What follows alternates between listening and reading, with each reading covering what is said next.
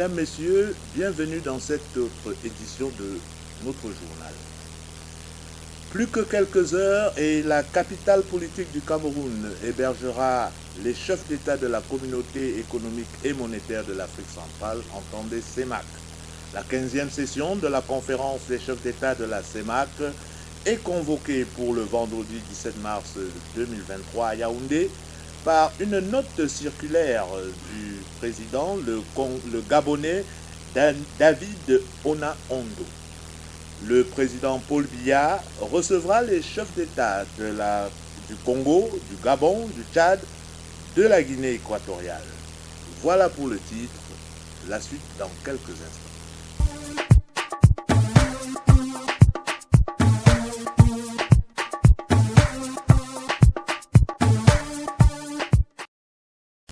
En prélude à ce 15e sommet des chefs d'État de la communauté économique et monétaire de l'Afrique centrale, un conseil des ministres de l'Union monétaire de l'Afrique centrale s'est tenu ce 15 mars dans la ville aux 7 collines.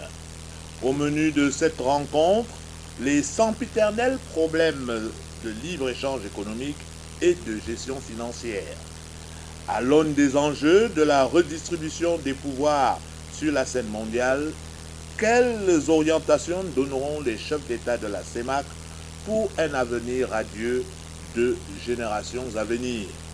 En d'autres termes, que pouvons-nous attendre du rendez-vous de Yaoundé? Élément de réponse dans cette analyse d'Atemengue Abega.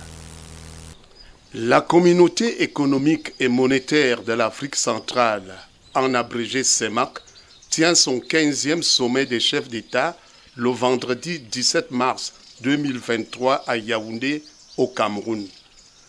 Les enjeux de cette édition sont multiples au regard du paysage politique et économique de la sous-région. On pourrait donc éventuellement épiloguer sur les sujets aussi variés que le programme des réformes économiques et financières, l'évolution du processus de rationalisation des communautés économiques régionales de l'Afrique centrale, la communauté économique et monétaire de l'Afrique centrale et la communauté économique des pays des Grands Lacs, avec notamment la réforme du franc CFA, les conséquences de la guerre en Ukraine et de la crypto-monnaie sur les économies de la sous-région. Sans oublier les nominations au sein de certains organes de la CEMAC. Pour peu qu'on puisse dire, le sommet va tenter de trouver des solutions à toutes ces questions au-delà des détails techniques et protocolaires qu'on pourrait s'approprier chemin faisant. Le groupement des patrons de l'économie du Cameroun couvre la naissance de son futur président. Contraint par la rigueur des textes, Tawamba, le président sortant, ne pourra briguer un nouveau mandat, ce qui laisse la porte ouverte à toutes les velléités pour une conquête du fauteuil tant convoité. Un nom revient en coulisses, celui du prétendant le plus sérieux au poste de président. L'homme fait valoir ses états de service à faire pâlir d'envie les plus sceptiques.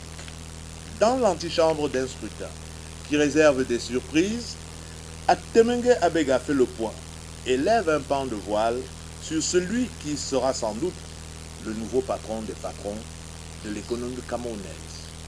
L'élection du conseil d'administration du regroupement patronal du Cameroun aura lieu en cette fin d'année 2023. Pour la gouverne de tous, notons déjà que la tête de la liste gagnante de cette élection deviendra ipso facto le président du groupement interpatronal du Cameroun, JICAM.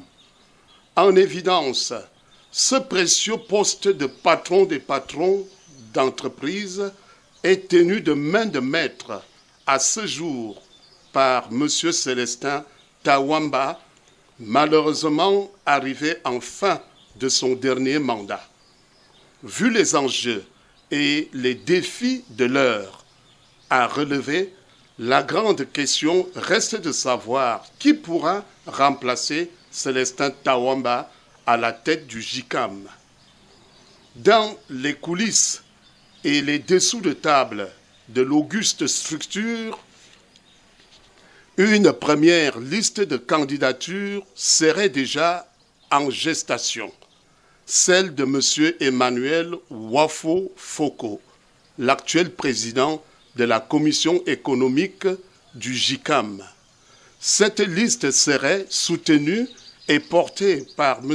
André Siaka, l'ancien président du JICAM, qui aurait pris fait et cause en faveur d'Emmanuel Wafo Foko, dont il connaît particulièrement le dynamisme. Alors, qui est Emmanuel Wafo Foko? Emmanuel Wafo Foko est le patron de Meat Chimie Enterprise, spécialisé dans la fabrication et la distribution des emballages plastiques. Diplômé de la Toulouse Business School, il est nanti de plusieurs titres académiques et des fonctions diverses dans ses différents secteurs d'activité.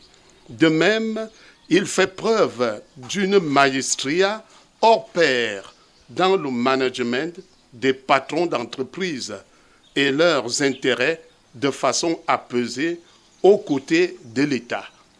D'autres candidatures pourraient éventuellement entrer en lice, mais celle de M. Emmanuel Wafo Foko est déjà officieusement annoncée. Les entreprises publiques et parapubliques ont habitué les observateurs à des résultats financiers en deçà de la moyenne. En quelques années, le directeur général de la Caisse nationale de prévoyance sociale, CNPS, multiplie les succès et présente désormais ses nouvelles ambitions. Qui eût cru que cette institution pouvait générer autant de bénéfices? L'entrée de la CNPS dans le capital de Chanas Assurance Vie est une nouvelle ère, telle que le décrit ici notre reporter. Un grand pari vient d'être gagné par le directeur général de la Caisse nationale de prévoyance sociale, CNPS, M. Alain-Olivier Noël Mokoulou-Vondo Akam. En effet, le directeur général vient d'investir près d'1 milliard de francs CFA dans le capital de Chanas Assurance Vie pour la couverture du fonds de pension publique du Cameroun à ses salariés et pensionnés. La CNPS rejoint ainsi la SNH dans le capital de Chanas Assurance Vie, ce qui lui offre au moins 3500 actions gagnées dans cette compagnie d'assurance. Voilà un exemple de partenariat gagnant-gagnant, car en fait, la compagnie d'assurance Chanas Assurance Vie reçoit par là une bouffée d'oxygène financière qui lui permet de rester au top niveau.